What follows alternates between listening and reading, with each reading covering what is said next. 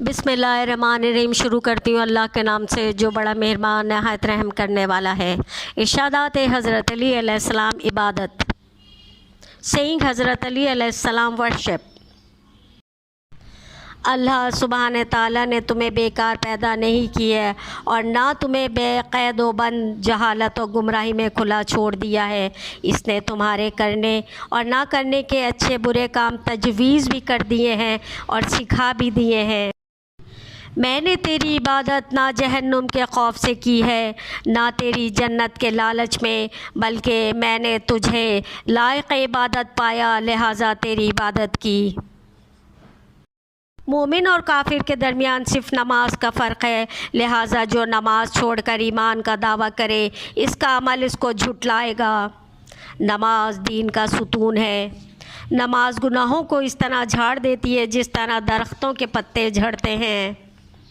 जो नमाज की तैयारी उसके वक्त से पहले नहीं करता वो नमाज का एहतराम भी नहीं करता। नमाज हर परहेज़गार के लिए खुदा से करीब होना, हज हर ज़ईफ़ और नातवा के लिए जिहाद है। हर चीज़ की ज़कात होती है और बदन की ज़कात रोज़ा है। अल्लाह ने नमाज तकब्बुर और बड़ाई से पाक करने का गर्ज़ और ज़कात मिस्कीन को रोज़ी पहुँचाने के गर्ज़ से रोज़े अखलास अमल के आज़माने को, हज तक़वियत दीन के वास्ते और जिहाद इस्लाम की इज़्ज़त व वक़ार बढ़ाने के गर्ज़ से मुक़र्रर फ़रमाए। मोमिन के औक़ात तीन हिस्सों में मुनक़सिम होते हैं। एक हिस्से में वो अपने परवरदिगार की इबादत और चुपके चुपके बातें करता है, दूसरे हिस्से में अपने नफ्स का जायज़ा लेता है और तीसरे हिस्से में लज़्ज़त नफ्स को हलाल और जायज़ तरीक़े से पूरा करता है। नमाज इस्लाम का मज़बूत क़िला और शैतान को ज़लील करने का ज़रिया है। जब अल्लाह किसी बंदे से मोहब्बत करता है तो हुस्न इबादत एहलाम फरमाता है। खालिस इबादत यह है कि इंसान सिर्फ़ अल्लाह की ज़ात से उम्मीद रख कर अपने गुनाहों से डरता रहे। सुन्नत कामों से क़ुर्ब इलाही हासिल नहीं हो सकता जबकि वो वाजिबात में रुकावट हो। उस इबादत में कोई भलाई नहीं जिसमें गौर व फ़िक्र ना हो। इबादत में बग़ैर इल्म के भलाई नहीं, इल्म बग़ैर फ़हम के कुछ नहीं और क़िरात ही नहीं जिसमें तदब्बुर ना हो। जब तंगदस्त हो जाओ तो सदक़े के ज़रिए अल्लाह से व्यापार करो। दिल कभी माइल होते हैं कभी उचाट हो जाते हैं, लिहाजा जब माइल हो तो उस वक्त इन्हें मुस्तजाब यानी सुन्नत की बजावरी पे आमादा करो और जब उचाट हो तो वाजिबात पर ही इक्तफ़ा करो। बेशक जिन लोगों ने अल्लाह की इबादत जन्नत की नेमतों की उम्मीद से की, इनकी इबादत एक तरह की तिजारत है, और जिन्होंने इसके अज़ाब के खौफ से इबादत की उनकी इबादत ग़ुलामों की खिदमतगारी है, और जिन्होंने इसकी नेमतों का शुक्र अदा करने के ख़याल से अताअत का हक़ अदा किया, इनकी इबादत शुरफा की इबादत का नमूना है। बेहतरीन ज़ुहद को खुफिया रखना, इसका इजहार ना करना। ज़ुहद से मुराद दुनिया से बेरग़बती और गुनाहों को छोड़ देना है।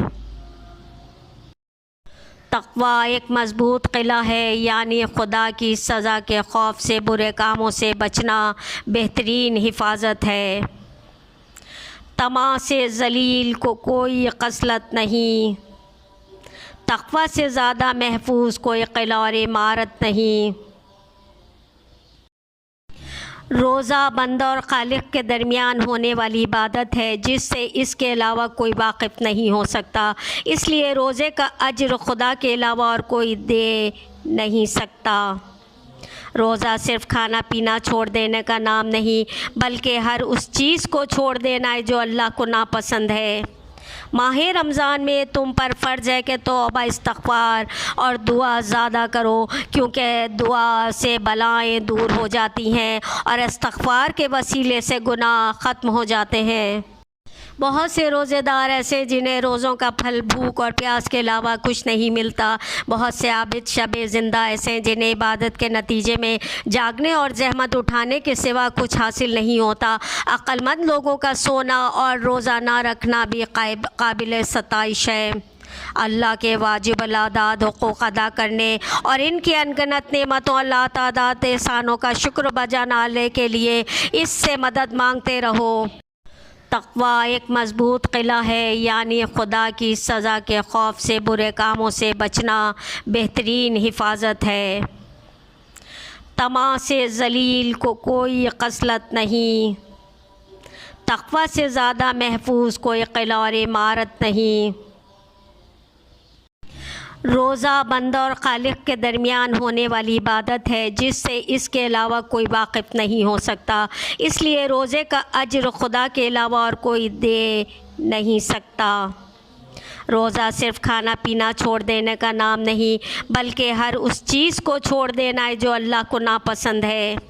ماہ رمضان میں تم پر فرض ہے کہ توبہ استغفار اور دعا زیادہ کرو، کیونکہ دعا سے بلائیں دور ہو جاتی ہیں اور استغفار کے وسیلے سے گناہ ختم ہو جاتے ہیں۔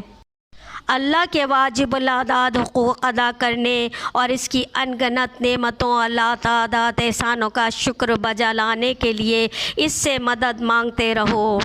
5 اوقات میں دعا کو غنیمت جانو، تلاوت قرآن کے وقت، اذان کے وقت، بارش برسنے کے وقت، قصد شہادت کے وقت اور مظلوم کی پکار کے وقت۔ ان اوقات میں دعا کے لیے عرش کے علاوہ کوئی رکاوٹ نہیں ہے۔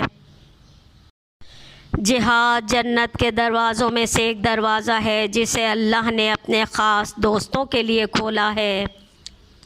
جہاد دین کا ستون، سعادت مندوں اور خوش قسمتوں کا راستہ ہے۔ مجاہدین کے لیے آسمان کے دروازے کھول دیے جاتے ہیں۔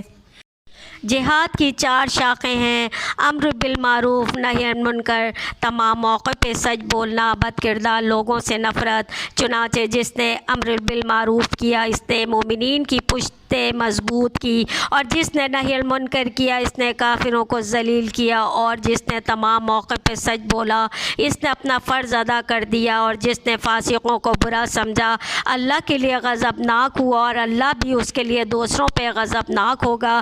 قیامت کے دن ان کی خوشی کا سامان ہوگا۔ ارشاد حضرت علی علیہ السلام: جب تم بغیر کسی وجہ سے خوشی محسوس کرو تو یقین کر لو کہ کہیں نہ کہیں کوئی نہ کوئی آپ کے لیے دعا کر رہا ہے۔ حضرت علی۔ ارشادات حضرت علی علیہ السلام: حضرت علی نے فرمایا، میں جنت کے شوق میں عبادت نہیں کرتا، یہ تجارت ہے، اور نہ ہی میں جہنم کے خوف میں کرتا ہوں کہ یہ غلامی ہے۔ میں صرف اور صرف اس لیے عبادت کرتا ہوں کہ میرا رب عبادت کے لائق ہے۔